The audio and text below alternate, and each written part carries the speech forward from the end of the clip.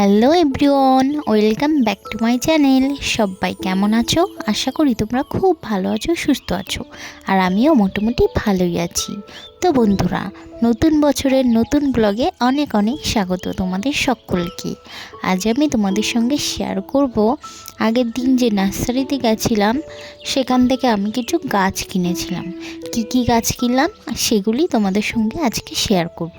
আর বাড়িতে এই শীতে কি কি শাকসবজি লাগানো হলো সেটাও নয় হয় শেয়ার করা যাক। তো বন্ধুরা, প্রথমেই দেখে নাও সব থেকে পছন্দের গাছ আমার এই যে ফুল গাছ। সে যে কোনোই ফুল গাছ হোক না কেন আমার কিন্তু খুবই প্রিয়। তো এই যে প্রথমেই ওই ফুল গাছগুলো লাগানো হয়েছে। আর এই পাশটায় দেখো, এখানে লাল শাক, পালং শাক আর মূলো শাক, তিনটে শাক মিলিয়ে কিন্তু এখানে লাগানো হয়েছে। আর ওই যে ওই পাশটা যেখানে খালি খালি দেখছো ওখানে কিন্তু টমেটো গাছ লাগানো হয়েছে। আর এই সাইডটা দেখো কচু গাছ বসানো হয়েছে। আগেও এখানে আমাদের কচু গাছ ছিল, কিন্তু বৃষ্টির জল হয়ে আগে মরে গেছিল, তারপরে আবার নতুন করে এখানে লাগানো হয়েছে। আর এই পাশটাও কিন্তু টমেটোর চারা লাগানো হয়েছে। আর টমেটোর চারাগুলো দেখো কত সুন্দর বেড়ে উঠছে।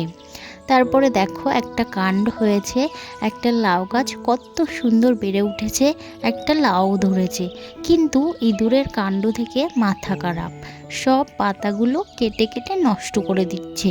আর অনেক লাউ তো নষ্ট করেই দিয়েছে। পর দেখো নার্সারি থেকে কি কি গাছ কিনলাম। প্রথমেই এই দেখো, এই যে দুটো চন্দ্রমল্লিকা আমি নিয়েছি। এটা কিন্তু দুই রকম কালার হবে। দাদাভাইটা নির্দিষ্ট করে কিন্তু আমাকে বলতে পারলো না, কিন্তু বলল বড় বড় চন্দ্রমল্লিকা হবে আর দু রকম কালার। আর এই যে দুটো ডালিয়া, শীতকাল মানে ডালিয়া ফুল, আর শীতকালে যদি ডালিয়াই না লাগালাম তো আর কি লাগালাম। তারপর চলে আসলাম এই যে খুবই সুন্দর, আমি চাচ্ছিলাম মানে লাল টকটকে একটা গোলাপ ফুল নিতে, কিন্তু ওই নার্সারিতে খুবই দাম বেশি। তারপর আমি এই হলুদ গোলাপটা নিলাম। আর এখানে এই যে জবা ফুল গাছটা, এটাও কিন্তু হলুদ, কিন্তু মাঝখানে হবে গোলাপি। তার সঙ্গে আমাকে কিন্তু দুটো অ্যালোভেরার চারাও এক্সট্রা ফ্রিতেই দিয়ে দিল।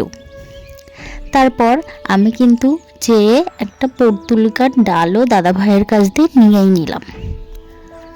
আসলে অনেক দিন ধরে ভাবছিলাম আমার এই ছোট্ট বাগানে একটা পর্তুলিকা চারা বসাবো, কিন্তু কোথাও খুঁজে পাচ্ছিলাম না। হঠাৎ করে নার্সারিতে দেখে সুযোগটা কিন্তু আমি একদমই হাতছাড়া করিনি। এক প্রকার দাদা ভাইয়ের কাছে আমি চেয়ে নিলাম।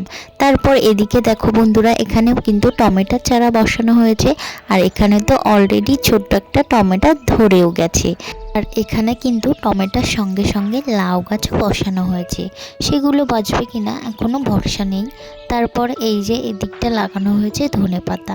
আর শীতকালে ধনেপাতা বাটা আর ধনেপাতার চপ, উফ যা সুন্দর লাগে না বন্ধুরা, জিভে জল চলে আসলো।